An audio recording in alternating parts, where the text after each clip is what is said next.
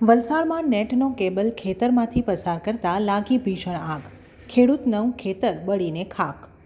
વલસાડના એક ગામમાં ઇન્ટરનેટનો કેબલ ખેતરમાંથી વગર મંજૂરી પસાર કરવાની કામગીરી દરમિયાન જીબીના વાયર સાથે અર્થિંગ થતાં વીજ તારમાંથી તણખલા ઉડ્યા હતા, જેને લઈને ખેતરમાં આગ ફાટી નીકળી હતી અને જોતજોતામાં ખેતરમાં શેરડી તેમજ આંબાની કલમોમાં ભારે નુકસાન થયું હતું. આ બનાવ બાદ ખેડૂતે આગ ઓલવવા માટે વલસાડ ફાયર બ્રિગેડને જાણ કરી હતી, પરંતુ ફાયર બ્રિગેડે પહોંચે તે પહેલાં ખેતરમાં ભારે નુકસાની સર્જાઈ ગઈ હતી. આ બનાવમાં સ્થળ પરથી મળતી વિગતો પ્રમાણે વલસાડના મોટી ચણવાઈ નાયકવાડ ગામે રહેતા ખેડૂતના ખેતરમાંથી ખાનગી ઇન્ટરનેટ કંપનીના સંચાલકે ઇન્ટરનેટની લાઇન વગર મંજૂરીએ ખેતરમાંથી પસાર કરવાની કામગીરી કરી રહ્યા હતા, જે દરમિયાન ઇન્ટરનેટનો કેબલ નજીકમાં આવેલા જીબીના વીજ તારમાં અથડાતા જોરદાર ધડાકો થયો હતો અને વીજ તારમાંથી આગના તણખલા ઉડ્યા હતા, જેને લઈને ખેતરમાં ઉગેલા ઘાસમાં આગના તણખલા પડતાની સાથે જ ખેતરમાં આગ ફાટી નીકળી હતી, જેમાં શેરડીનો પાક અને આંબાની કલમોમાં ભારે નુકસાન થયું હતું. આ આગ થોડી જ વારમાં ખેતરમાં ફેલાઈ જવાથી ઊભા પાકને ભારે નુકસાન થયું હતું.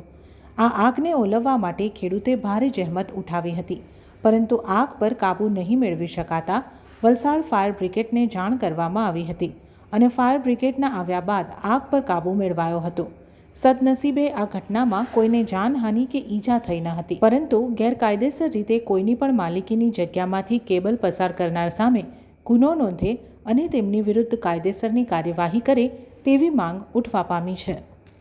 મોટી ચણવાઈ દેસાઈ નાયકવાડ નેટવાળા આવેલા હતા, એ લોકો જોઈન્ટ કરતા એ લોકોએ કેબલ ખેંચ્યો અને એ કેબલ ખેંચતામાં હાઈ ટેન્શન આપણે એગ્રીકલ્ચર લાઇનમાં કેબલ ઠોકાયો, કોઈ પેટી ચમકા પડ્યા, એનાથી આગ લાગી. એ લોકો જરા કોલીને એ લોકો નાહી ગયા.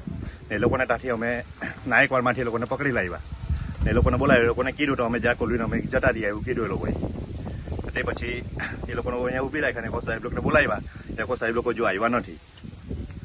આગ કોણે પછી ઓલવવાનું સ્ટાર્ટ કર્યું? આગ ઓલવવાનું અમે પોતે ચાલુ કર્યું. પછી ગામના બધા આવ્યા, એ લોકો આગ ઓલાવી, બંબાવાળા એ લોકો બોલાવ્યા.